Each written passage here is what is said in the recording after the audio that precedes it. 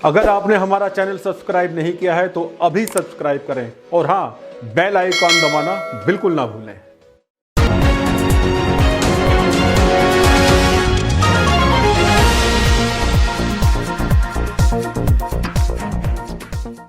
नमस्कार दोस्तों, VVIP news के साल 2022 के इस आखिरी एपिसोड में मैं राज कौशिक आपको प्रणाम करता हूं, आपका अभिनंदन करता हूं। दोस्तों, जैसा कि हम सभी जानते हैं कि यह साल हमसे विदा ले रहा है और नया साल 2023 अपनी दस्तक दे रहा है।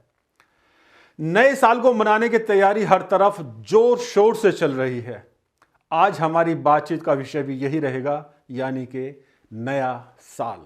मित्रों, हम सभी इस बात से परिचित हैं कि 1 जनवरी से शुरू होने वाला नया साल इंग्लिश कैलेंडर के मुताबिक होता है। यह सच है कि न सिर्फ भारत में बल्कि पूरी दुनिया में इसे धूमधाम से मनाया जाता है।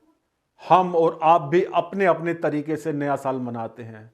कुछ नया करने का संकल्प भी लेते हैं, कुछ संकल्प पूरे कर भी लेते हैं और कुछ नहीं कर पाते। इस एपिसोड में मैं सिर्फ इतना ही कहना चाहता हूं कि हम 1 जनवरी से शुरू होने वाले नए साल को बेशक अपने ढंग से मनाते रहें, लेकिन हम भारत में हैं, हम और आप भारतीय हैं।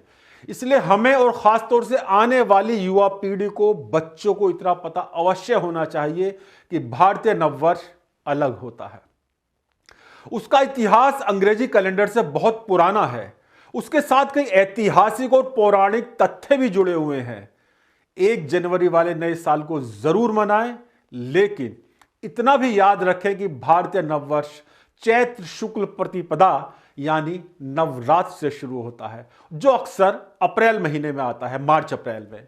आगे बढ़ने से पहले इस विषय में आध्यात्मिक विभूति गाजियाबाद दुधेश्वरनाथ मंदिर के श्री महंत और पंचनाम जूना अखाड़ा के प्रवक्ता श्री महंत नारायण गिरी जी के विचार जान लेते हैं कि वो इस विषय में क्या कहते हैं।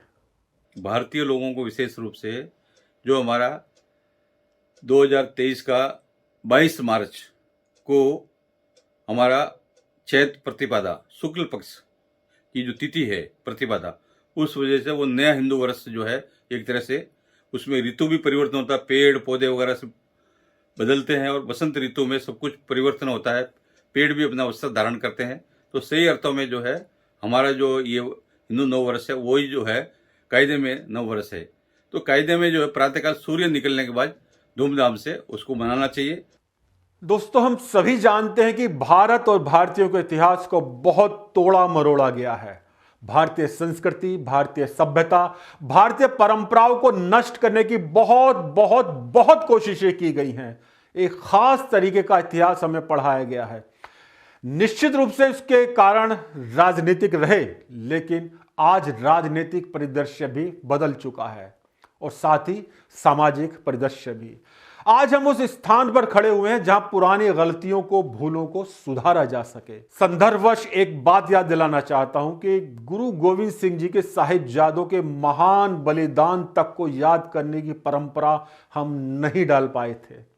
आजादी के 75 साल बाद पहली बार 26 दिसंबर को वीर बाल दिवस के रूप में मनाया गया और उस मौके पर बोलते हुए प्रधानमंत्री नरेंद्र मोदी ने भी इस बात को कहा कि इतिहास को तोड़ा मरोड़ा गया है। एक खास नरेशन के साथ इतिहास को हमारे सामने रखा गया। मित्रों, हम बहुत ज्यादा राजनीतिक बातों में नहीं जा रहे, लेकिन इतना तो कहेंगे ही कि वक्त आ चुका है जब सही बात को, सही तथ्य को, सही चीजों को, सही इतिहास को आने वाली पीढ़ी के सामने हम रख सके। नया साल भी ऐसा ही विषय है जिसके बारे में बच्चों को बताया जाना बहुत जरूरी है। मैं स्पष्ट कर रहा हूं कि हम 1 जनवरी से शुरू होने वाले इंग्लिश कैलेंडर के साल के बिल्कुल खिलाफ नहीं हैं। इसे भी धूमधाम से मनाया जाना चाहिए, लेकिन भारतीय नववर्ष का भी ध्यान रखा जाना चाहिए। मैं आपको बताना चाहता हूं कि इस नए साल में और उस नववर्ष यानी भारतीय नववर्ष में क्या अंतर है। लेकिन उससे पहले हम एक और बड़े आध्यात्मिक व्यक्तित्व पवन सिन्हा जी के विचार भी इस विषय पर जान लेते हैं, जो कि पावन चिंतन धारा आश्रम और अभियान के संस्थापक हैं। पृथ्वी की उत्पादन क्षमता बढ़ जाती है, इसलिए कहीं सरसों खिलती है, कहीं गन्ने खड़े हुए दिखते हैं, कहीं धान लहराते हुए दिखते हैं, फल मानो पेड़ से टपक पड़ेंगे ऐसा लगता है। वृक्ष फलों से लदने लगते हैं, बौर आने शुरू होते हैं, चारों ओर एक अद्भुत आभा होती है उस दिन पृथ्वी की। इसलिए भारत का जो नववर्ष है ये बहुत महत्वपूर्ण है। विदेशों में इस वक्त क्या हो रहा होता है?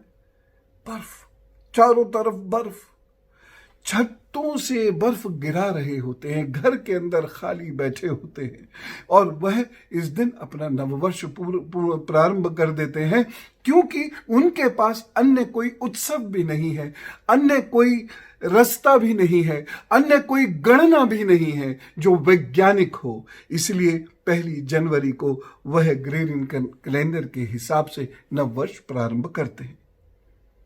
भारत के लोग सभी संस्कृतियों की इज्जत करना जानते हैं, तो इसलिए उसको नववर्ष कहना, एक दूसरे को विश करना कोई बुराई थोड़ी है। लेकिन हम किस पद्धति का अनुसरण करते हैं वो भी हमें आना चाहिए। एक दूसरे को शुभकामनाएं प्रेषित करें, लेकिन साथ ही साथ हम ये भी जान लें कि भारत की परिस्थितियों के अनुकूल कौन सा नववर्ष है। आशा करता हूं चैत्र नवरात्र का प्रथम दिन भी आप उससे अधिक, जितना 1 जनवरी को मनाते हैं या 31 दिसंबर की रात को मनाते हैं, उससे कहीं अधिक उत्साह और आनंद के साथ भारतीय नवरात्र को मनाएंगे। दोस्तों, हमारा भारत देश त्योहारों का देश है। सनातन धर्म में प्रत्येक त्योहार को उत्सव के रूप में मनाया जाता है। मुझे याद आ रहे हैं महामंडलेश्वर अवधेशानंद गिरी जी, जिन्होंने बहुत पहले गाजियाबाद में घंटाघर मैदान में हुई भागवत कथा में परमात्मा के कुछ नाम बताए थे। उन्होंने कहा था कि हमारे ग्रंथों में भगवान का एक नाम उत्सव प्रिय भी है। शायद यही कारण है कि त्योहार के रूप में उत्सव मनाने की हमारी पुरानी परंपरा रही है। इसका एक मनोवैज्ञानिक कारण यह भी हो सकता है कि हमारे जीवन में नया उत्साह बना रहे। त्योहारों को प्रधानता देने के कारण ही शायद हमारा नया साल त्योहार के रूप में नवरात्र में शुरू होता है। विशेष बात यह है कि हमारा कोई त्योहार ऐसा नहीं है जिसमें शराब आदि नशा करना या मांसाहार जैसा कोई काम होता हो। यह भारतीय संस्कृति की महानता है, जिसका परिचय आने वाली पीढ़ी को जरूर होना चाहिए। हमारे हर त्योहार के पीछे कुछ ना कुछ वैज्ञानिक तथ्य भी छुपे होते हैं जो जीवन का सर्वांगीण विकास करते हैं। आइए अब देखते हैं कि इंग्लिश कैलेंडर के इस नए साल और हमारे भारतीय नववर्ष में क्या अंतर है। मित्रों, सबसे पहले बात करते हैं प्रकृति की। अगर मौसम को देखें तो 1 जनवरी को कोई खास अंतर नहीं होता। जैसा दिसंबर में मौसम होता है वैसा ही जनवरी में होता है, जबकि चैत्र मास में चारों तरफ फूल खिले होते हैं, पेड़ों पर नए पत्ते आ चुके होते हैं, चारों तरफ हरियाली होती है, मानो प्रकृति भी नया साल मना रही हो। दिसंबर और जनवरी में वही वस्त्र, कंबल, रजाई, ठुठुरते हाथ पैर, जबकि चैत्र मास में सर्दी जा रही होती है और उधर गर्मी का आगमन होने वाला होता है। ये बदलाव सभी के मन को बहुत भाता है, अच्छा लगता है। दोस्तों, विद्यालयों का नया सत्र दिसंबर जनवरी में शुरू नहीं होता। 1 जनवरी से शुरू होने वाले इस नए साल से पहले भी वही कक्षा और बाद में ही वही, कुछ नया नहीं होता। दूसरी तरफ मार्च अप्रैल में स्कूलों का रिजल्ट आता है, नई कक्षा, नया सत्र, यानी विद्यार्थियों का नया साल भी शुरू हो जाता है। एक और बात भी देखिए, वित्तीय वर्ष भी 1 अप्रैल से आरंभ होता है। दिसंबर जनवरी में खातों की क्लोजिंग नहीं होती। 31 मार्च को बैंकों की ऑडिट क्लोजिंग होती है, नए बही खाते खोले जाते हैं, सरकार का भी नया साल शुरू हो जाता है। एक और अंतर आपको बताता हूं, जनवरी में सिर्फ नया कैलेंडर आता है, जबकि चैत्र में ग्रह नक्षत्र के हिसाब से नया पंचांग आता है। उसी से सभी भारतीय पर्व, विवाह और अन्य मुहूर्त देखे जाते हैं। इसके बिना हिंदू समाज जीवन की कल्पना भी नहीं कर सकता। इतना महत्वपूर्ण होता है हमारा पंचांग। खेत और फसल के मामले में भी दोनों में बहुत अंतर है। दिसंबर जनवरी में खेतों में वही फसल होती है, जबकि मार्च अप्रैल में फसल कटती है। नया अनाज घर में आता है और किसानों में नया उत्साह पैदा हो जाता है। दोस्तों, अब बात करते हैं दोनों नए साल को मनाने की विधि या कहें कि तौर तरीकों के बारे में। 31 दिसंबर की रात नए साल के स्वागत के लिए बहुत से लोग जमकर शराब पीते हैं, हंगामा करते हैं। रात को पीकर गाड़ी चलाने से दुर्घटनाओं की संभावना बढ़ जाती है और दुर्घटनाएं होती भी हैं। पुलिस प्रशासन को इस नए साल के लिए खास तरह की तैयारी करनी पड़ती है। पहले से ही लोगों को चेतावनी दे दी जाती है कि जोश में होश ना खोएं। 31 दिसंबर की रात आमतौर पर सभी शहरों में पुलिस की गश्त बढ़ी हुई होती है। पुलिस प्रशासन इस कोशिश में लगा रहता है कि किसी भी तरह से रंग में भंग ना पड़ जाए। फिर भी कुछ घटनाएं ऐसी हो ही जाती है जो व्यक्तिगत रूप से या सामाजिक रूप से परेशानी का कारण बनती है। कुल मिलाकर कम शब्दों में कहा जाए तो इस नए साल को मनाने का ढंग कुछ ऐसा हो गया है जो भारतीय संस्कृति और संस्कारों पर भी खराब प्रभाव डाल रहा है, भारतीय सांस्कृतिक मूल्यों का पतन कर रहा है। हो सकता है कि किसी स्तर पर योजना या षड्यंत्र के तहत ऐसा कराया जा रहा हो, लेकिन करने वाले तो हम ही लोग हैं।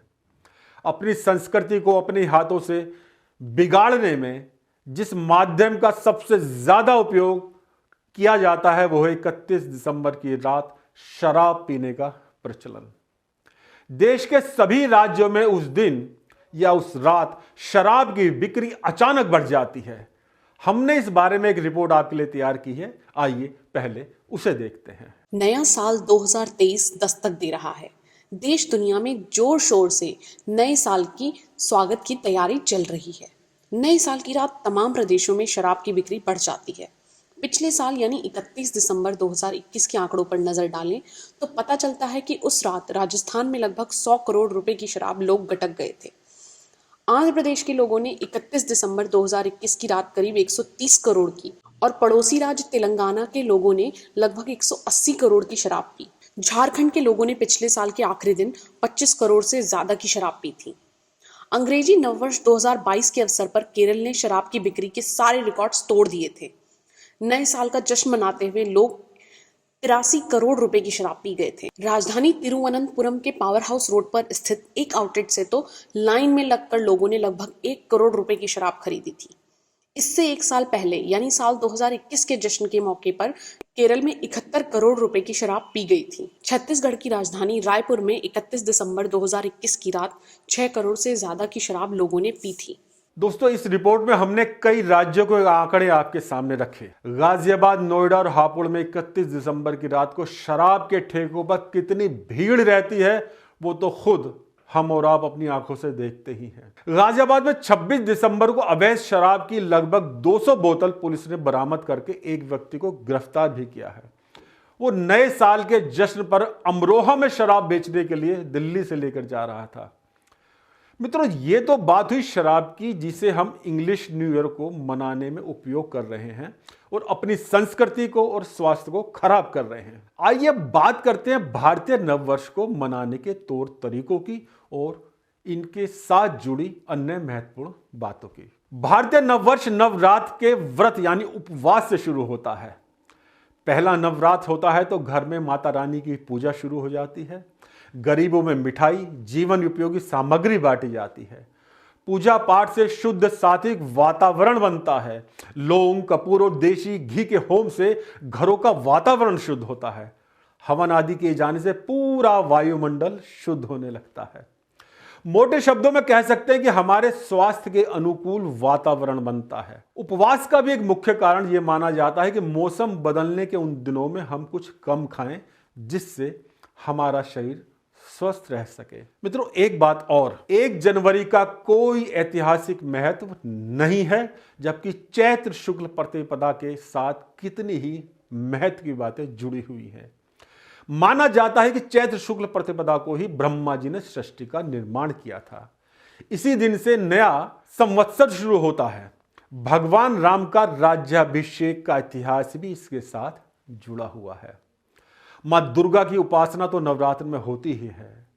प्रारंभ युगाब्द यानी युधिष्ठिर संवत का आरंभ भी इसी से माना जाता है। उज्जैनी सम्राट विक्रमादित्य का विक्रमी संवत का प्रारंभ भी चैत्र शुक्ल प्रतिपदा से हुआ।